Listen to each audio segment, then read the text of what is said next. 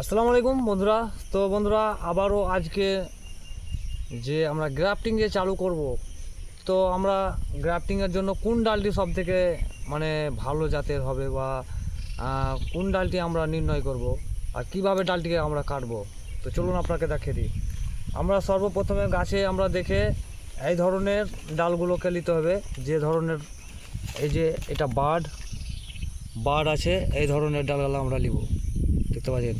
এবার ডালটিকে আমরা পাতা ছাঁটাই করব এতটা করে, যেহেতু আমি ডালটি আজকেই লাগাবো, তো এইভাবে আমরা পাতা ছাঁটাই করে নিব,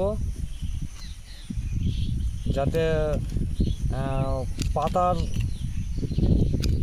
অংশের যে বার্ডগুলো আছে সেগুলো নষ্ট না হয়ে যায়। এইভাবে আমরা পাতা ছাঁটাই করে নিলাম। এটা একটা সায়ন হয়ে গেল আমাদের গ্রাফটিংয়ের জন্য তৈরি। তো আমি এটিকে সবটিকে এক এক করে করে নিব, দিয়ে আমরা কিভাবে প্লাস্টিক আমরা এর উপরে দিব সেটা আপনাদেরকে দেখাবো।